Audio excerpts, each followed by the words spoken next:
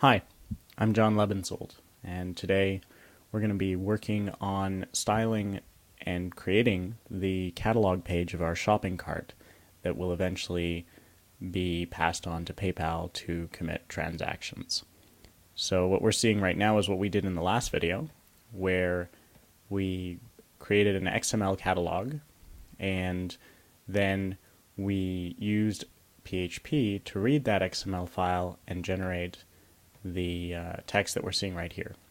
So we have this catalog.xml file, which if I double click, you'll see we have tomato soup and pasta as the IDs, and then we have linguine and tomato soup in our title tags, which correspond to what we're seeing over here. And in our index.php file, we're just firing off this method called getXMLCatalog as product. And getXMLCatalog is a method that we've written where if I control or command click, I'll see that basically we're just returning this new simple XML element object based on file get contents, which is a PHP function, and we're going after store XML file, which is a global variable pointing to catalog.xml. So if we go back to index.php, one of the things that I'm noticing here is that we actually have no proper HTML. So first, let's actually start there. So what I'm going to do is I'm just going to close this PHP tag. So now that we have some white space here, I'm going to put in a doc type and the beginnings of an HTML file. So we have this HTML doc type. We're going to be using XHTML transitional. However, you could use HTML4 or XHTML 1.0 strict. Basically, this is just a way of telling the web browser that a person is using how to render what we're going to be seeing here.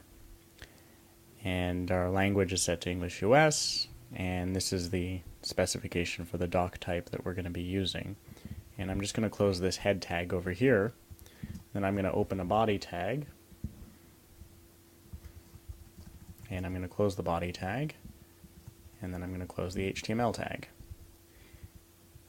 And now I'm going to take this over here and just paste in our catalog into the body section of this HTML document.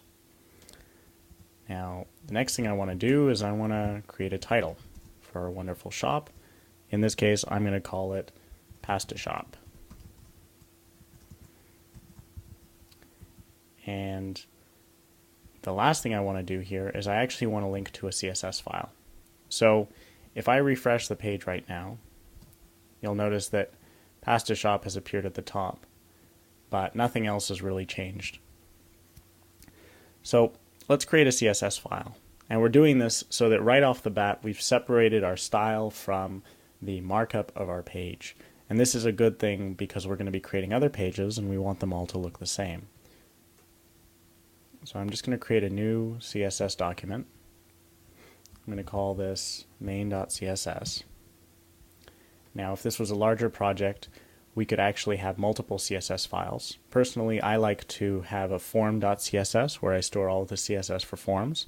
And if I've got an administrative section of a page, sometimes I'll have an admin.css, and then I'll create a bit of logic to load that only if the administrator has logged into a page. But in our case, we just need a main.css file, which we're seeing right here.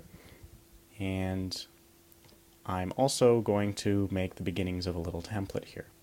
So oftentimes, it's helpful to have some sort of wrapper around our underlying structure of our page. And the wrapper basically holds everything together. It wraps up the page so that it's not leaking out all over the place, and that's where we're going to set up our width and all those other details. So back in our CSS file, I'm just going to go to wrapper,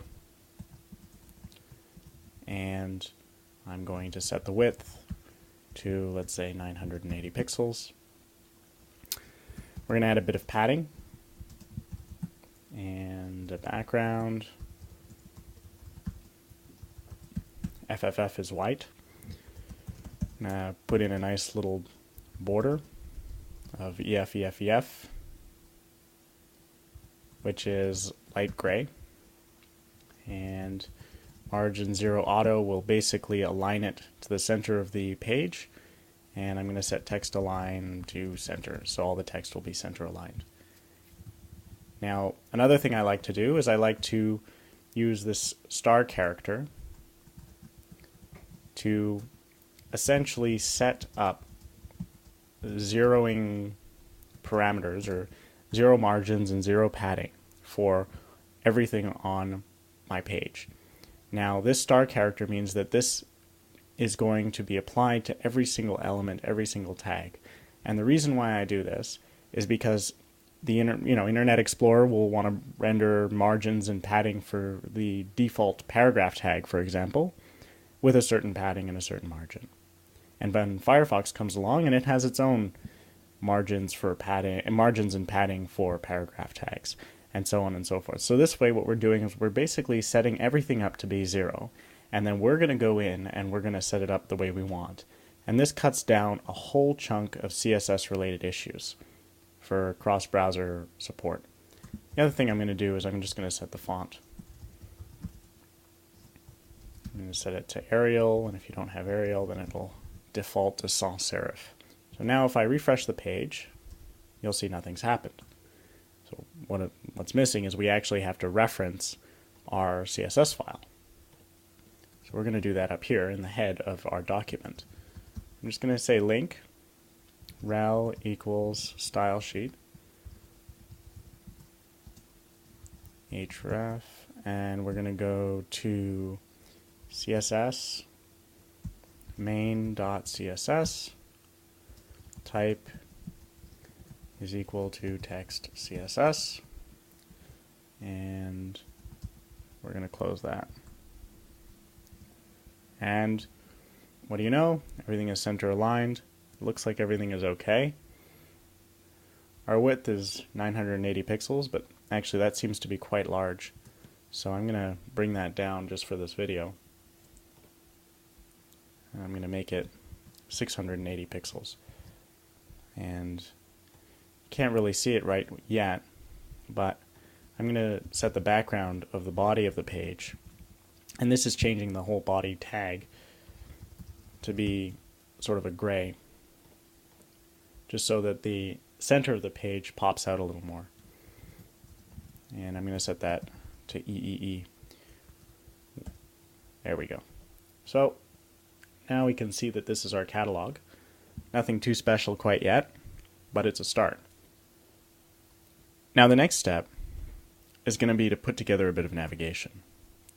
So just like I created a div called wrapper, I'm going to create a div, and this time I'm going to set it as, or I'm going to set a class called nav, and that will serve as our navigation wrapper, or navigation div. Div is just a fancy way of saying divider. And in here I'm going to have a couple hyperlinks. Right now they're not going to link to anything. We're just creating the underlying structure, and we'll have one for view store.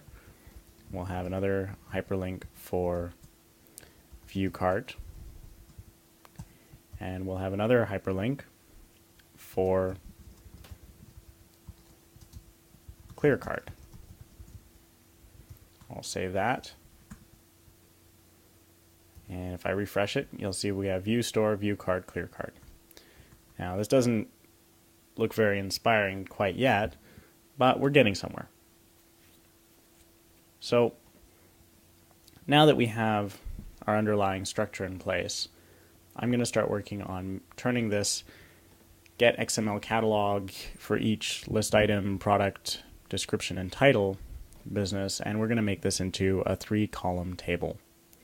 And to do that, we're going to start by just creating what our table should look like, and then we're going to create the PHP version of that, which will be dynamic. And what I mean is that it'll be fed from catalog.xml. So I'm going to start with a table. I'm going to call it products, and I'm going to create a table row, and inside the table row I'm going to want to create a table column, and then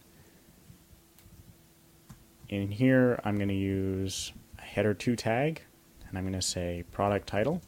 So I'm just mocking this up right now, and we'll have a div, and we're also going to want to pull in an image. Not really sure what the source for that image is yet, and I'm going to set the height to be 100 pixels and the width to be 80 pixels. Of course, this could all change. And then we're going to have a span tag, and then we're going to have a description.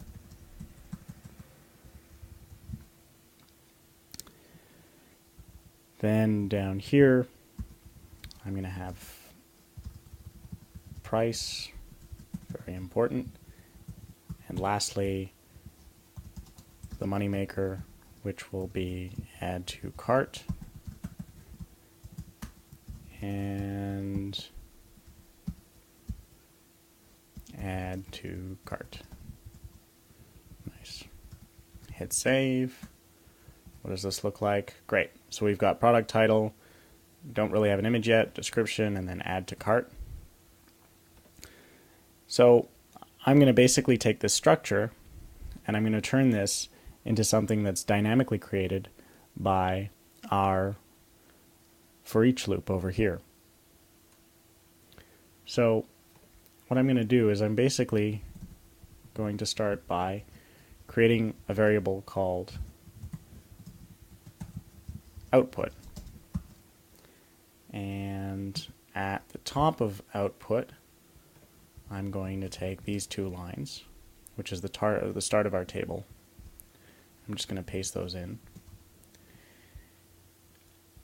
And this is the part that I want to constantly be repeated, which is the table column.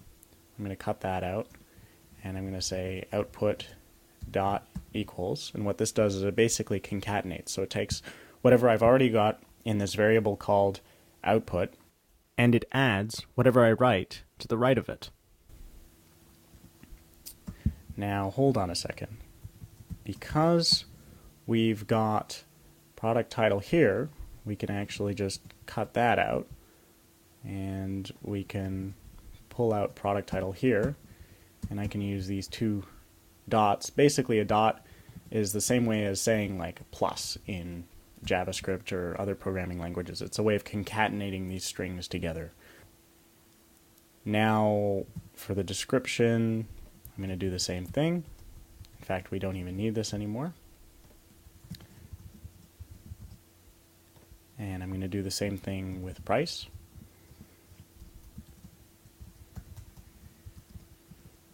Now I'm not quite sure exactly what the image tag was, so let's go back to the catalog.xml file. So we used img. So I'm just going to, again, do product img, and I'll hit save. And now if we refresh, we don't get anything, right? Which is because basically everything is stored in this variable now. So we have to actually echo the output when we're done looping. So you'll see we get the tomato soup and the linguine graphic. Now we still need to close our table. We're getting these little X's over here, and Eclipse is trying to tell us that this is not proper XHTML. So I'm just going to get rid of some of this white space. And before we echo the output, I'm going to do one last concatenation, which is another table row, or the closing table row tag, and then the closing table tag. So now if I view the source of this page, you'll see that in our table called products, we actually have two columns, one for tomato soup and one for linguine. And if I go to my catalog and I create another product tag, let's say I call this rice, or, well, we should probably stay with the whole pasta theme. So let's say I create another tag, and this time it's freshly ground cumin. like in the first video, I save that, and we go back, we'll end up with 3 columns. So it's automatically feeding this, or it's automatically creating this from our XML file. In the next video, we're going to wrap this up, and we're going to essentially refactor the template, and we're going to move it into a templates file and sort of clean it up and make our index.php file a little nicer to look at.